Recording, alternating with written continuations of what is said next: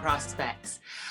I have on my show is a very interesting lady whose story I found on Instagram. I seem to be finding amazing stories on Instagram, and I reached out to her to be part of Future Prospects.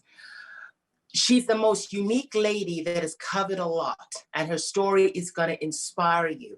And I don't want to take away from anything in this first segment.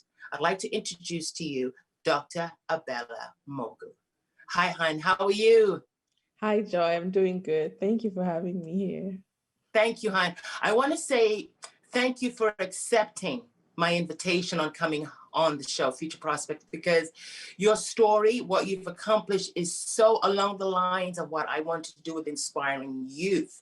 So I know about you, 3.5 pages or more. I would like you to introduce yourself to the viewers, and we'll take it from there in a beautiful conversation.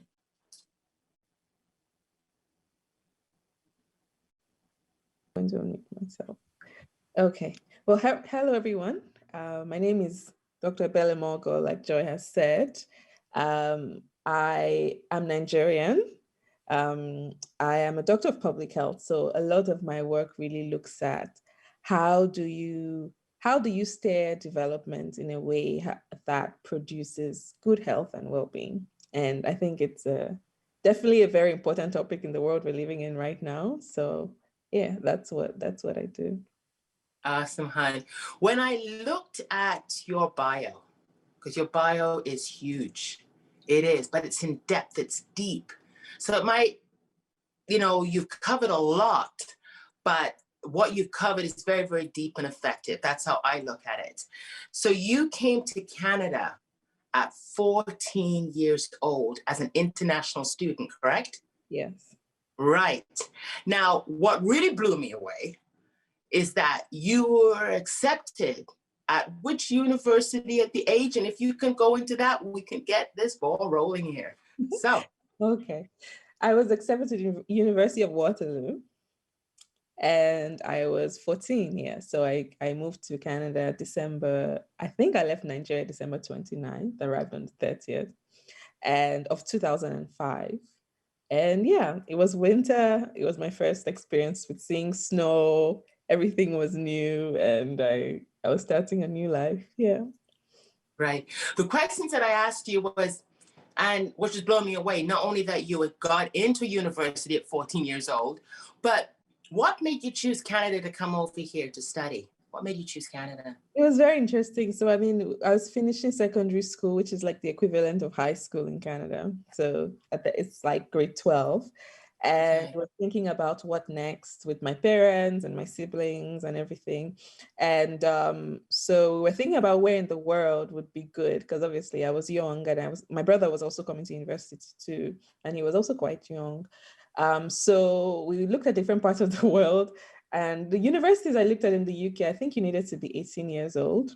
And then, just the situation was shortly after like the 9/11 attacks and all that. So my parents were also thinking, okay, what would make sense for somebody that's that young? So Canada had a very good reputation, and there were some good schools there.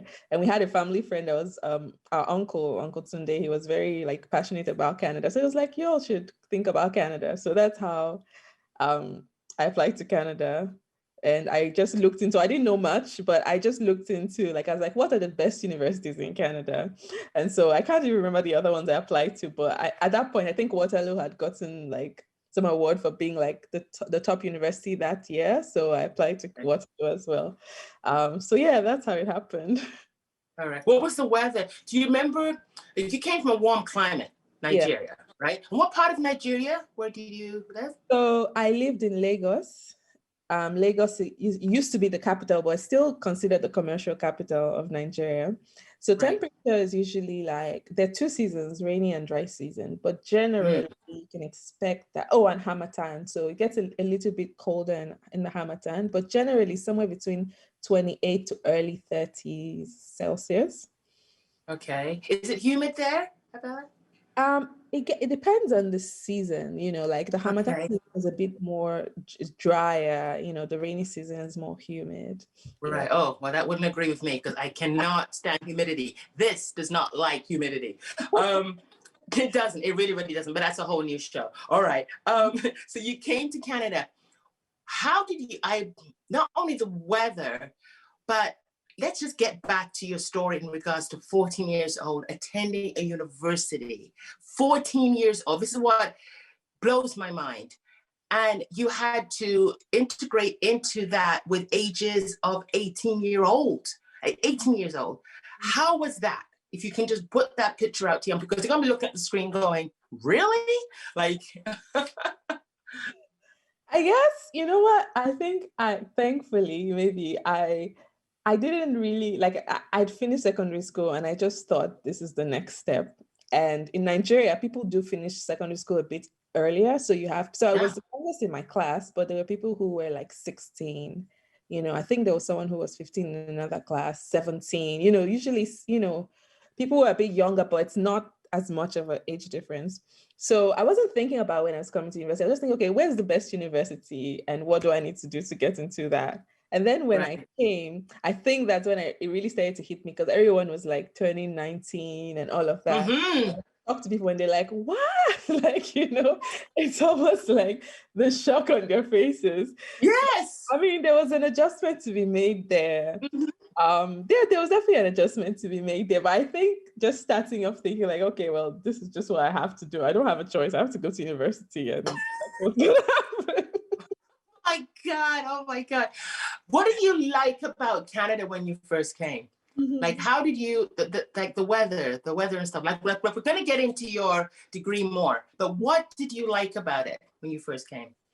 When I first came, I'm just thinking, I mean, it was just, though I didn't like the weather when I first came. I felt like okay, all right, now you're talking. I felt like I was living in a freezer, and I just remember walking around. I'm like, why am I in a freezer right now?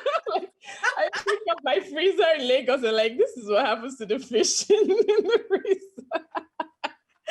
So that was an adjustment. Yeah, now we're talking. I mean that was that. I think it took some time. I think I was very pragmatic in the beginning. Like I said, it was just like, what do I have to do? Okay, I need to buy a computer. I need to do it. No one is going to do it for me. But I think over time, just getting to meet people, there was like an African Students Association. So it was a nice way to meet other people from African that's countries. Good. Getting involved with different things on campus. And then you start running into people, and then you start feeling like, oh, I know you, and let's stay and talk, But yeah, it took some time to just, especially going from like, I really enjoyed, like, I'd gone to 2 secondary schools, but especially the second one, that was like really formative for me. We finished high school, we all lived close to one another, we had family living in the same city. So I was used to like running into people that I knew and all of that. So moving from that to like somewhere where nobody knows you was different. But I think it took some time, yeah. Right. So now I'm going to touch upon something here. I'm going to just really keep this here. So when you went to school, you're 14 years old, your professors, and you started talk. So what was your degree that you were going for? Was biomedical sciences. Okay. So that is pretty deep. That is I can't even explain about it because I never took it. But when they're talking to a 14 years old at university on this subject, were you questioned by the professors? They were looking, going, okay, what age are you again? Like, you know what I mean? Like, the funny thing, I don't think they knew. It didn't seem like anyone really knew. I don't think my professors knew, because one of them actually, he saw a feature of me and he was like, wow, I did not know your age when we're talking. Oh my gosh. So, I mean, it's something that came out in conversations with friends and colleagues, and then you see the shock. But yeah, I just acted like everyone else. Good for you, girl. Good for you. Why that subject? Like, why did you want to get into biomedical science? Why biomedical? Am I saying that right? Yes, biomedical. So, okay, hon. When I was growing up, I think kind of early, I felt that I wanted to do something that had to do with health and just well-being. Like I'd see, like, growing up, you hear of people that are sick and all of that, and I just felt I wanted to do something that had to do with that, right? So at that point, I wanted to be a doctor. And I thought, okay, in Canada, the way it works is that you do like your undergraduate degree. So I looked for what course could fit that purpose, right? So there were different Right. options. I thought biomedical sciences would be the next thing. I ended up taking a different path eventually because I didn't end up going to medical school. I ended up and instead going the direction of public health. But at that point, biomedical science was sort of the next step, you know, the undergraduate degree that seemed like the best fit for where I wanted to go. Yeah. Okay. So your total journey of school was 8 years. Thereabouts, yeah, thereabout. Because I did that. So I was late to Waterloo because I was waiting on my visa. So it took Okay. the process. I started in January instead of September. And so I just stayed some summer. So I ended up finishing in, I think it was about 3.5 years. And then master's was like a year. And then my PhD was about 3 to 3.5 years, if I remember. So Wow, girl. Oh my God. What kept you in the game, honey? We're going to go to break soon, but I want you to ask that. What really kept you going? honestly, Yes. what kept me going? I think it's just, I think it's a lot of things, but ultimately, I think it's just not giving up, honestly. you know, like, I guess we'll get into it more Yes, we will. break, but yeah, I think it's not obviously having a support system, family, friends, it's having that sense of what you want to do. And then you'll face a lot of challenges and you face failures and you'll have times that don't feel so good. But I think if you just keep going and taking one step at a time and breaking things into small pieces, then you sort of be on your way. I So love the way you say that is, and correct me if I'm wrong, when you said it's taking things that you enjoy. Like if you're going to go to secondary school, post-secondary, you need to take what you enjoy and breaking it all down into small pieces, right? Right. mhm. On that note, we're going to come back, guys. That was so well said, Dr. Mogo. All right. Really well said. We'll be right back, guys, with Dr. Ebele Mogo. Stay tuned.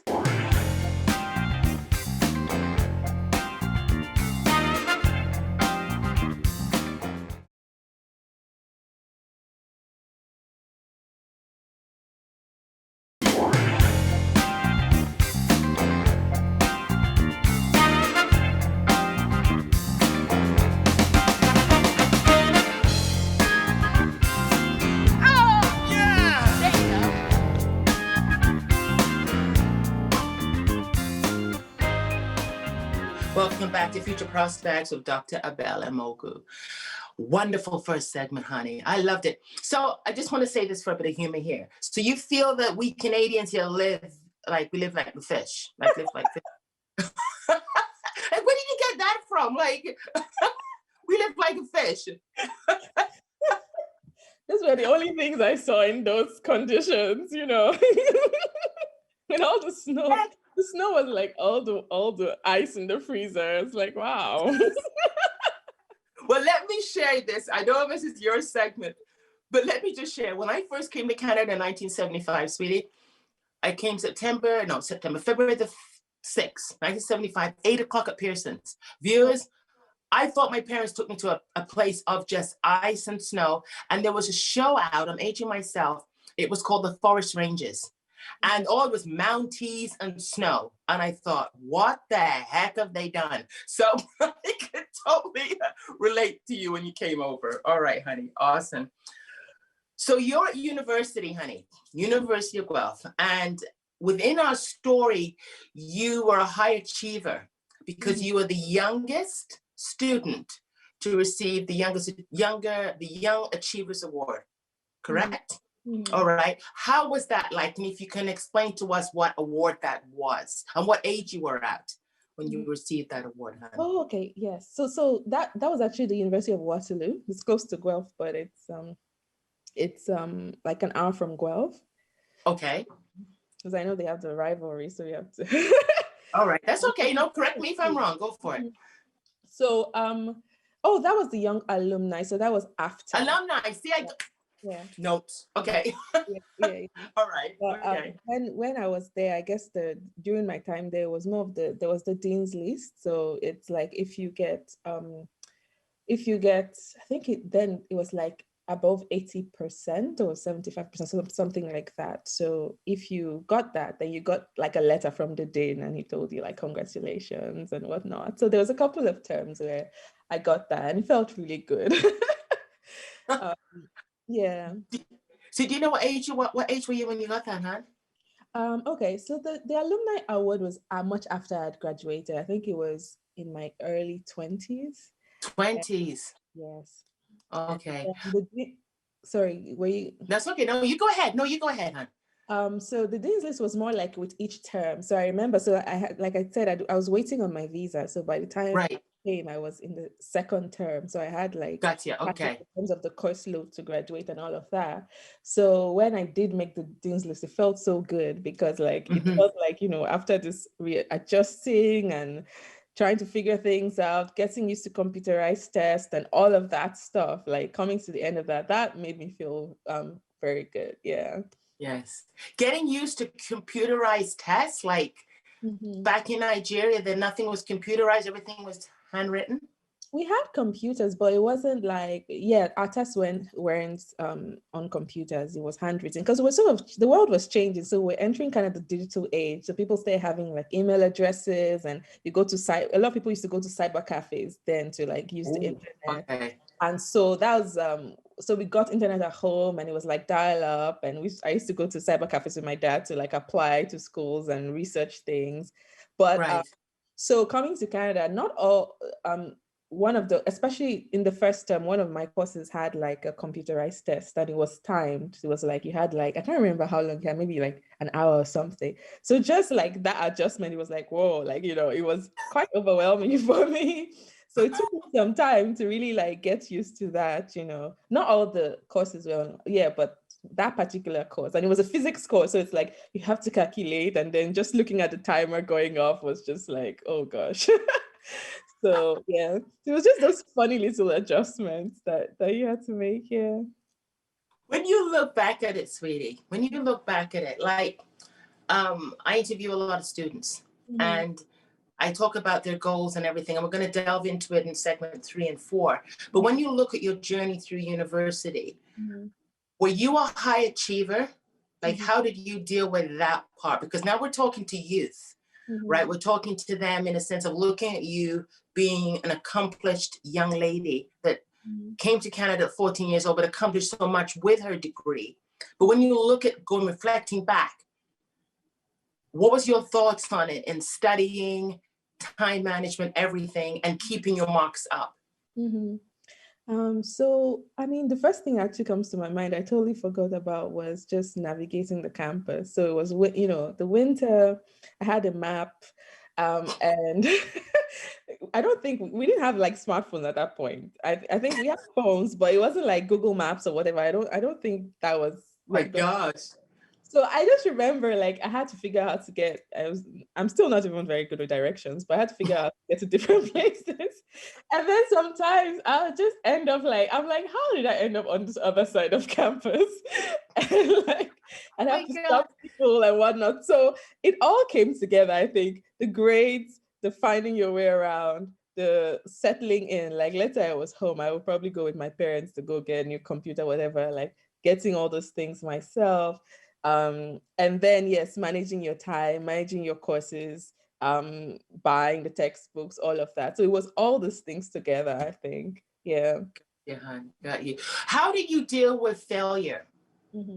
How do you deal with marks? Because being a high achiever now, someone's looking at you now, a young person's going, oh, it's a walk in the park. For her, 14 years old, she can get into it secondary. It's a walk in the park. But now, how did you deal with challenges and failure? Yes. I think that, so yes, I'm a high achiever, but making that transition, I think, especially in my first time, like I said, having that test. So the first few times I took that physics test, I didn't pass the physics test. So we had like 30, you had like the exam was 70, I won't forget, the exam was 70%. The test, each test, I think there were 3 tests, they were 30%. But if you did better, they could readjust the grades to make like the final exam Right. way more and whatnot. In that particular professor, I remember struggling with that one because it was timed. I had to calculate. I was just not used to like that. I just had to readjust. And so the first few times I failed the test and I got really scared because I was like, did I come all like I came all this way. I couldn't come all this way to fail.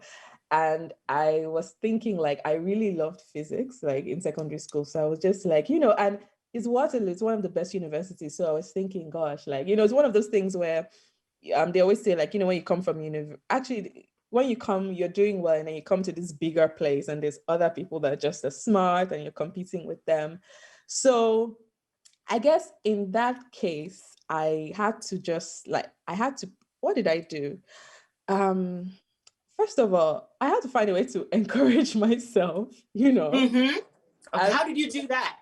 How did you do that? I remember that I used to like try to like just listen to inspirational songs or things that just encouraged me, that made me feel like, what, I could do it, And then there Yes. was a bit of like strategy, because I remember thinking, okay, well, this is why this isn't going well, and this is how the thing is structured. So now I'm going to practice a lot and I'm going to get used to doing it and all of that.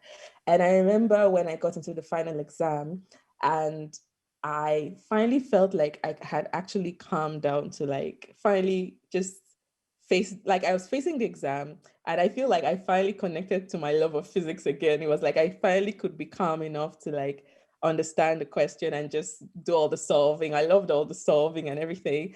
And it felt so good, and if I knew I was Mm-hmm. going to do very well in that exam. And then when it was done, I knew that, okay, I would be good. So it felt so good. So it's like, it's almost like giving yourself like this little wins, like things are going to be hard. You're going to fail.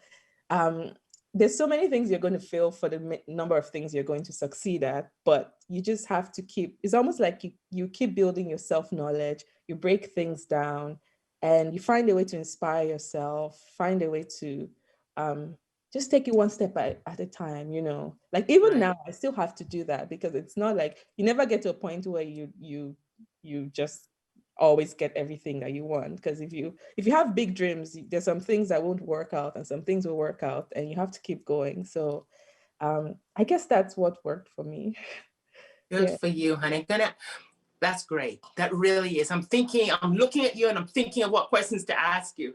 Um, what made you fall in love with physics? Like, when did it hit you that, something, I really enjoy this? Yeah, that's so interesting. I think it was when I was in secondary school, we had these labs, and it was almost like when you understood the law behind it. I remember when you understand the law behind the principle in the universe. So, like for example, momentum.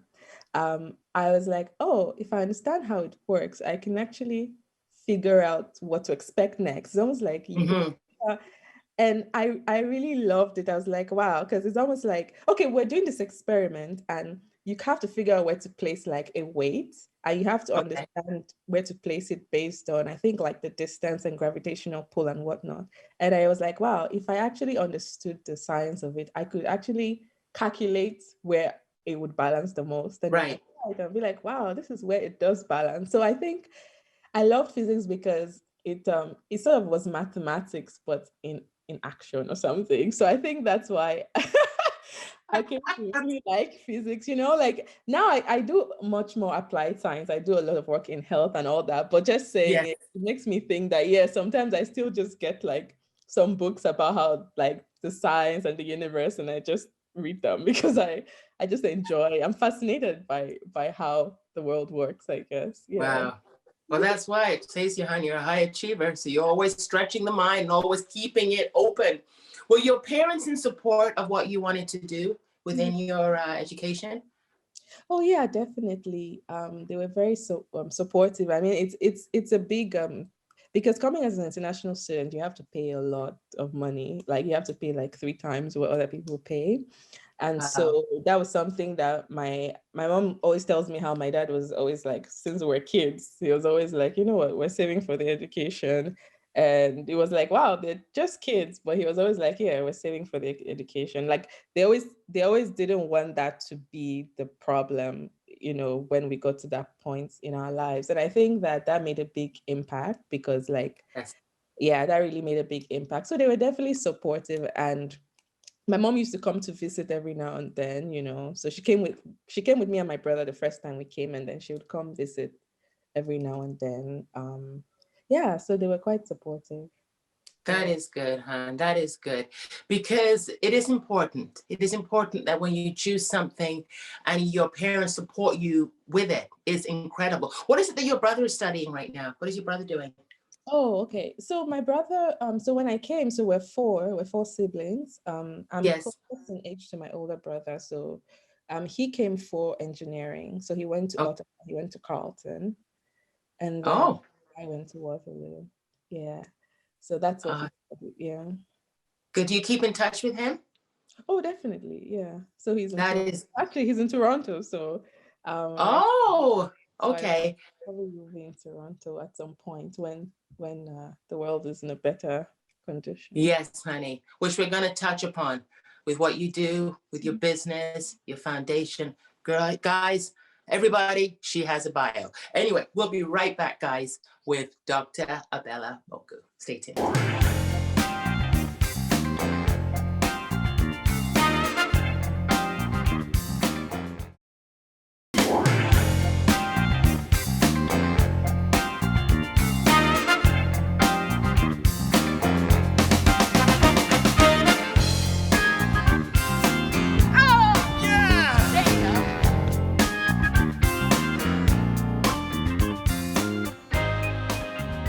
Welcome back to Future Prospects with Dr. Ebele Mogo.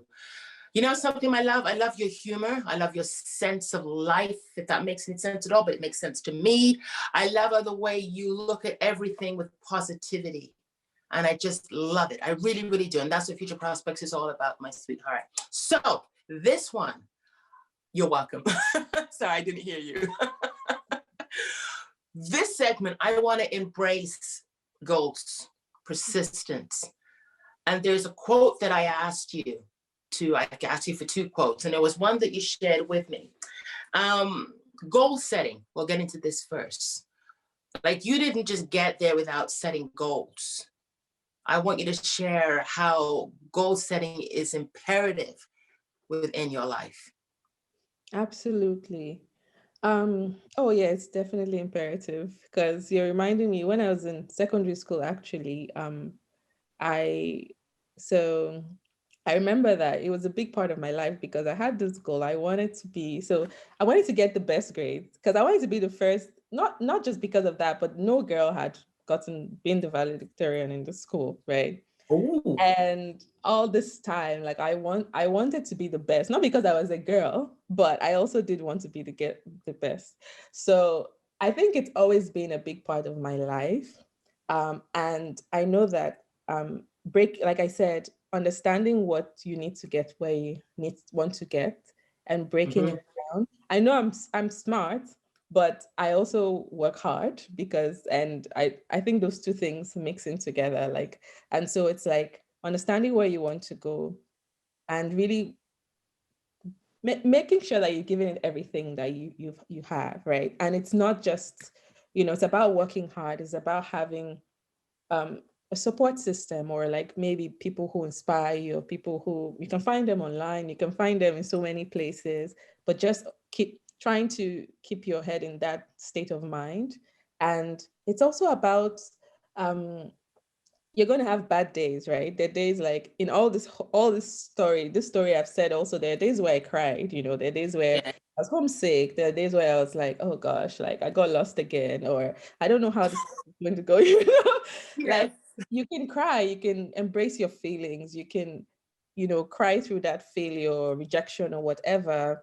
And then when that's done, it's like, okay, you know, now figuring out just that step you need to take together. Sometimes when the goal is so big, you can just be overwhelmed. But if you just think of what do I have to do today, then you do that thing today. Is that feeling that you have, that pride you have in yourself that I kept my promise to myself today, and then you do it tomorrow, and then you start to um, understand more about yourself. Like maybe you understand what actually works for me in studying. You know, it might not be what works for other people, but it might be what works for you.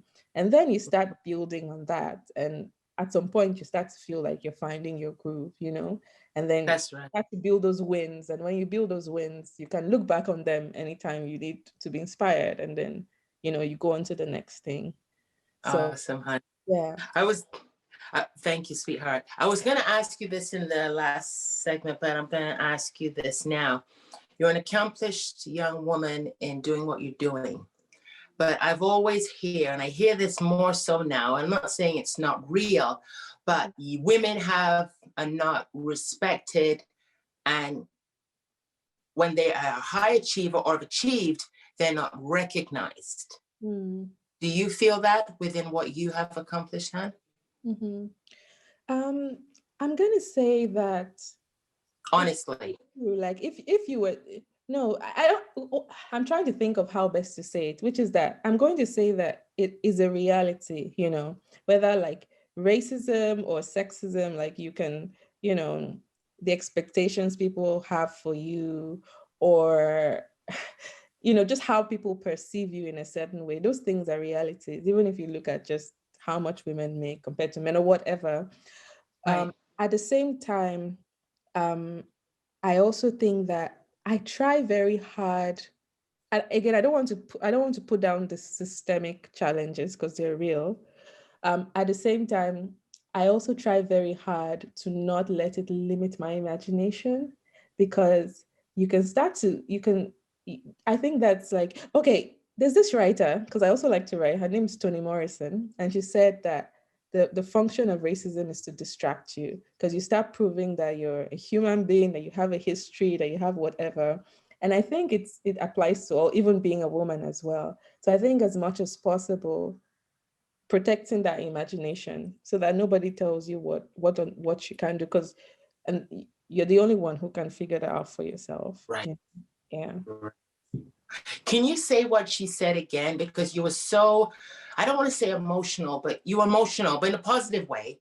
Yeah. Share it with the viewers. Can you say what she said again? Because this is something that I need you to understand. Mm-hmm. It's not where you come from, it's where you're going. Mm-hmm. So, can you share that one line that she said again, please? I want to find it actually very quickly. She said, the very serious function of racism is distraction. It keeps you from doing your work. It keeps you explaining over and over again your reason for being. Somebody says you have no language, so you spend 20 years proving that you do. Someone says your head isn't shaped properly, so you have scientists working on the fact that it is. Someone says you have no art, so you dredge that up. Someone says you have no kingdom, so you dredge that up. None of that is necessary. There will always be one more thing. So, yeah. You know, Right? definitely. But at the same time, it's very true. I think I was lucky in the sense, like I said, my parents were very supportive. But you definitely will have people that say, like, you know what, how is the girl beating all these boys at school or things like that, you know? But I think, and it could get to you, but I think, yeah, when you just say, you know what, well, the proof is in what you do anyway. So you just keep, Right. and again, having support systems, having Right. community, having relationships where you feel supported. I think that makes a big difference. But Yeah. isn't it believing in yourself, though, Dr. Moga? Isn't it really believing in yourself? You are a beautiful young Black woman, right? Mm-hmm. I don't want to go around saying to you, oh, hi, Dr. Ebele. Oh, you're Black. Nice to know you. I want to know you that you're a human being, Mm-hmm. successful, but you've taken this, what God has given you, and you put it into works. Mm-hmm. Am I wrong? I'm just talking, having a conversation here.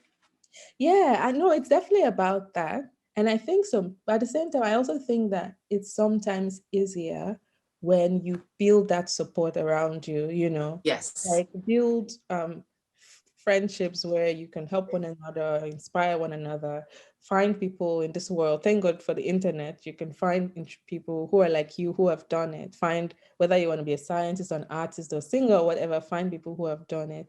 Build, and like you said, build that, you know, belief in yourself, show yourself what you can do and remind yourself of what you've done and keep those promises to yourself. It's all those things, I think. But I think Yeah. that it does help to have a supportive environment as well. Yeah. That's right. Now, I've got to clarify something to the viewers. I'm not saying it that Black lives don't matter. I'm not saying that humanity doesn't matter. I'm just saying that we need to press through by validating the message. And the only way to validate their message is by success and pushing forth. Because if we keep looking back, we know it's happened, it's done, and it still is here in different ways. But we can create change by being successful, loving who we are. There's a great mentor to me and a man that I really, really respect is, it was the Prime Minister of South Africa. Oh gosh, his name escapes me right now. My gosh, Mandela. Mandela, okay. And my God, if that man is anybody that I look up to, is this message and unite. Like he unites, like, oh, it's incredible, just incredible. Anyway, we only got a couple of minutes more and I got so much to catch on your story. There was a quote, 2 quotes you sent me, beautiful girl. And there was one that I'm gonna bring up here, but I am not going to say it because I don't want to show it disrespect. The meaning of it, it was itchy, can you follow through? Itchy dime. Itchy dime? Dime. Dime, okay. Yeah. All right, honey. All right. Itchy is tomorrow. Itchy means tomorrow. D means is. It means pregnant. So it says tomorrow is pregnant. But it kind of means that anything, you don't know what tomorrow holds, right? Anything can happen. The person who is struggling today might be the successful person tomorrow. You know, it's just saying that, yeah, the future is unwritten and anything can happen, you know, and it inspires me because it makes me feel like, who knows, right? Like the world that we imagine could be possible, you know. But it is possible because you created it, honey. You created it. Like when you look at your dreams, we're going to touch upon it in the 4th session. We're going to touch upon it right now, but it's so big. Did you think it was unachievable when you look at your dreams? Don't say it, but did you think it was unachievable? You mean, did I think my dream was unachievable? Yes. Don't say it. I don't want you to say it, but did you think it was unachievable? Wait, do you want me to answer or you want me to think about it? Yes, answer it, honey. Yes. Okay. I didn't think it was unachievable. I thought there was a chance. I was also very aware that it wasn't necessarily always going to be easy, but I still felt that there was a chance that it could be possible, you know? Yeah. That's right, honey. When you look at yourself in the mirror, and I ask everybody this, and I'm going to say it. What is it that you love about yourself? This is such a good question. I think it's going to stay with me after this show. The truth of the matter is that maybe I could spend more time actually doing, like, just be like, what do I actually see, you know? But when I do take the time to do that, I think I love, what will I say? I love there's a lot that I like. I like my dimple. Ooh. Okay, you love your dimples. Okay. I like all right. my dimple, yeah. Okay. I think that I like my courage. I don't think that I've always given myself credit for that all the time. I think it might sound surprising, but at the same time, I think when I think about it and I take the time to think about it, I like that I try, you know, I try. And I also like that I think I care about people. And I think when I put all of that together, I think it's about trying, about resilience. I like those things about myself because I think that they always help me regardless of what life brings, you know. So you know what you can do? Sorry, go ahead. Oh, I was also saying that, yeah, I do love my playfulness, you know, because right. I think I do. I laugh a lot. So I think yes, I like you do. myself. Yeah, I really like that about myself. That is beautiful because when you look at the show, you can reflect upon it and remind yourself. On that note, pretty girl, we're going to come right back, guys, with Dr. Ebele Mogo. Stay tuned.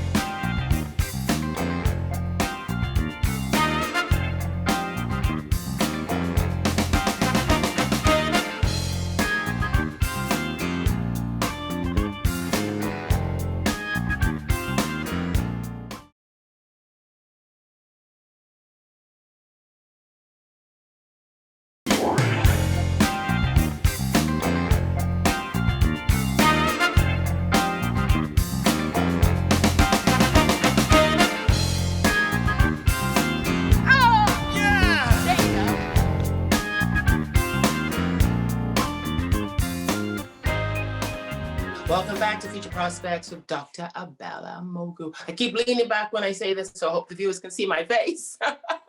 Anyway, hon, that was phenomenal. That was so, so good. What I love about your whole delivery throughout this whole interview is your infectious smile. Like it's just, and your humor is so beautiful. It really is, honey. And I thank you for sharing that because we need that today.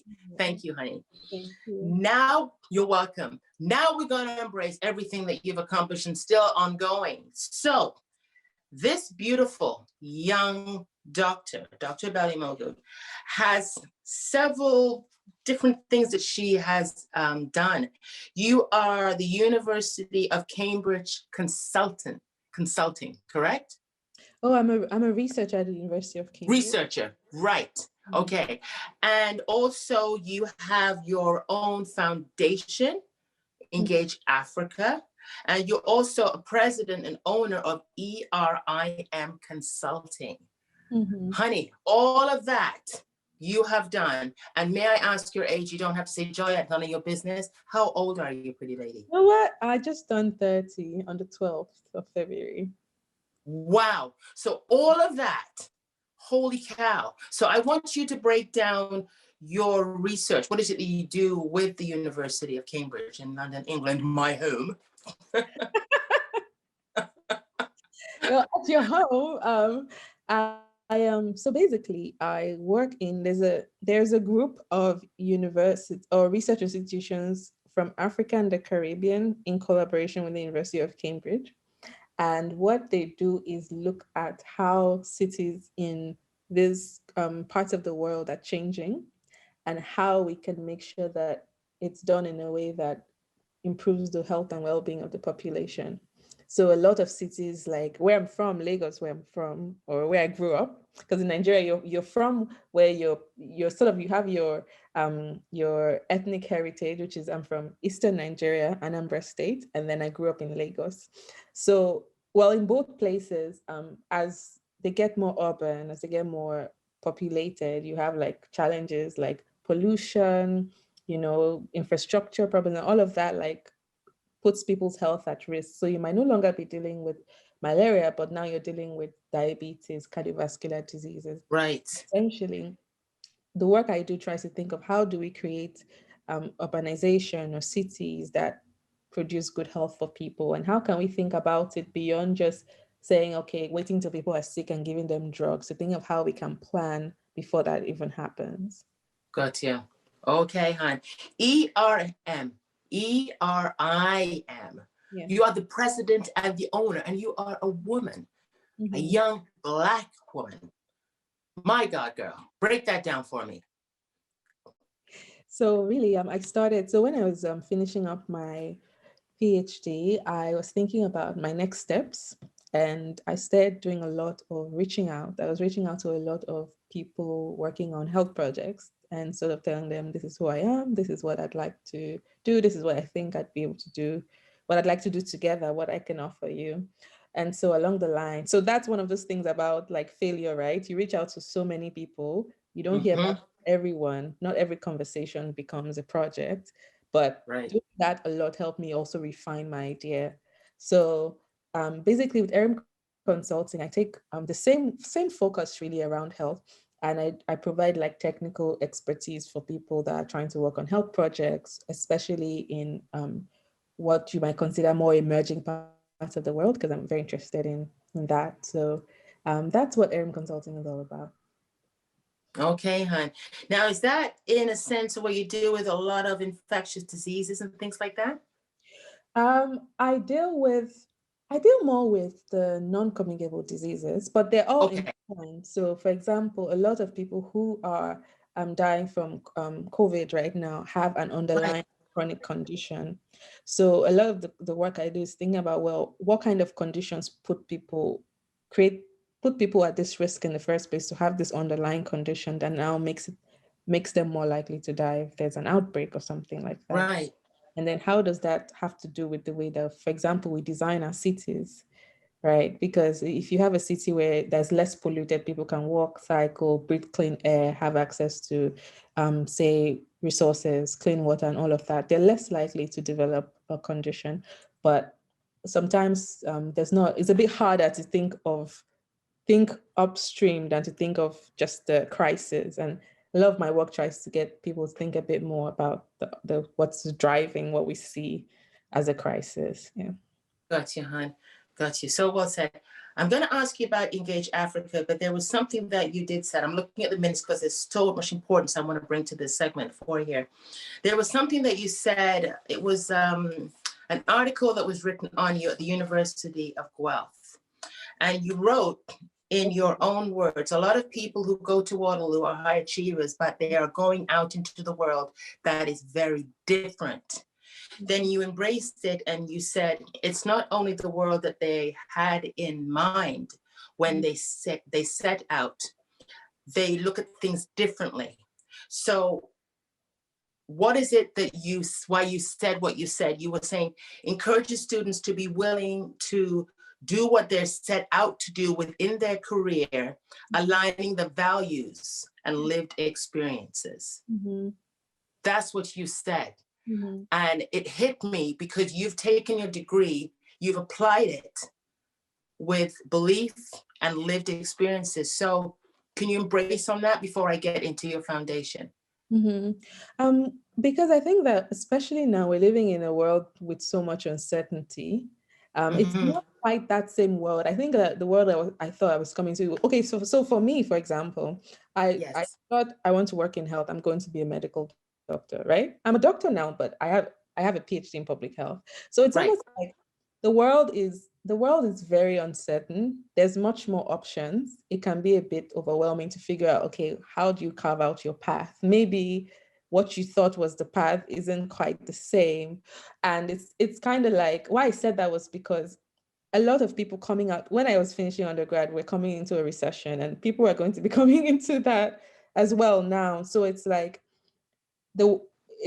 you still keep in mind what you wanted to do, you keep in mind what's important to you, and then you sort of experiment and now see who you are and what you're interested in intersects with what the world has to offer. It might not be what you have in mind, but it might be better or it might be something else. So essentially, I'm just saying that there's so much uncertainty and it can be overwhelming when you're stepping out into the world, but there's also a lot of possibility there. I thought it's very important to say because a lot of people are also wondering, like, where did they go from here? And this work, especially now in the pandemic. So, yeah. That's right, honey. So true. Thank you for elaborating on that, hon. Engage Africa. This is your foundation that you co-founded.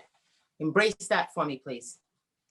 So Engage Africa Foundation, in a sense, we're right now, we're just a group of people from different African countries. So we have people from Rwanda, Nigeria, Cameroon, where else? I'm probably forgetting some.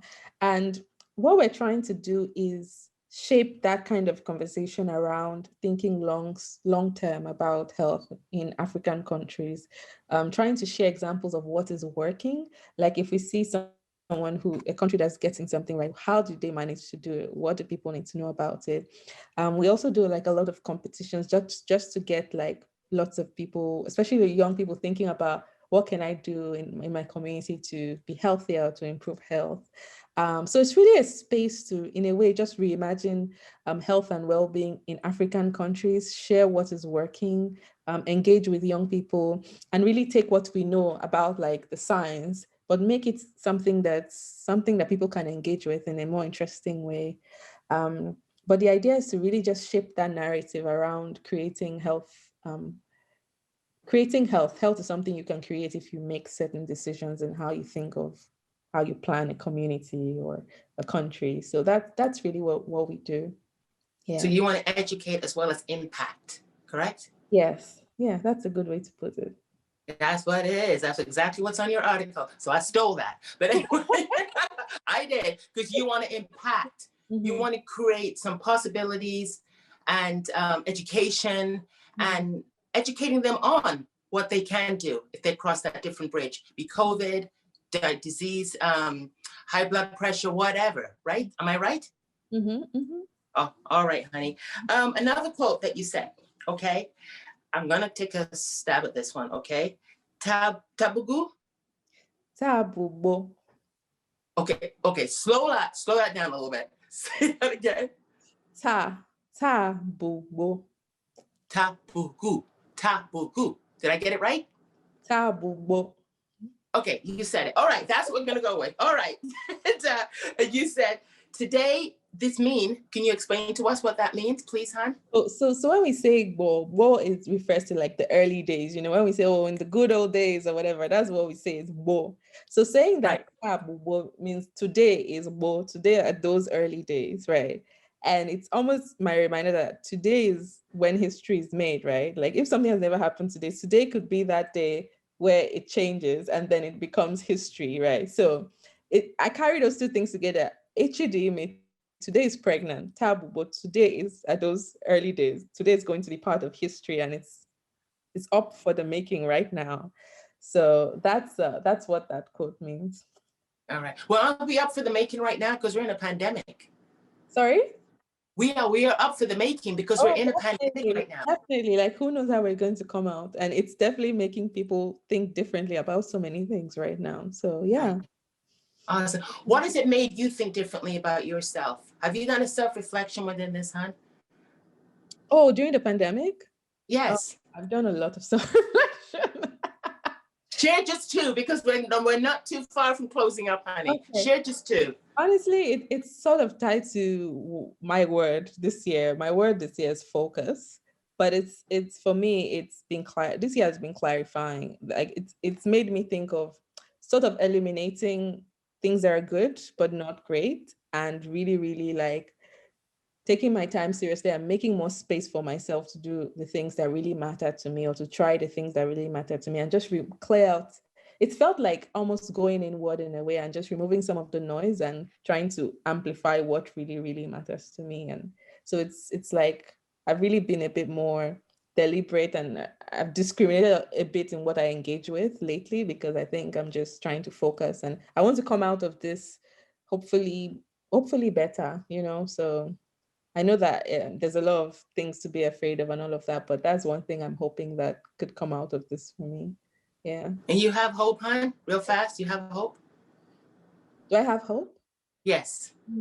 Yeah, I think you have to have hope. Like yeah, it's just the starting point. I mean, there's so much that's discouraging in the world, but I guess that's the starting point, you know. So I try to have hope. Well, honey, you've done it right now by just being on Future Prospects. And I thank you from the bottom of my heart. That was a great show. I thank you so much, Dr. Ebele Mogo. Thank you so much for coming on, hon. Thank you for having me, Joy. I really enjoyed it. And I hope your viewers enjoyed too. You've got a beautiful smile, honey. Thank you again, guys. Talk to you later. Give me the heart. Give me the heart.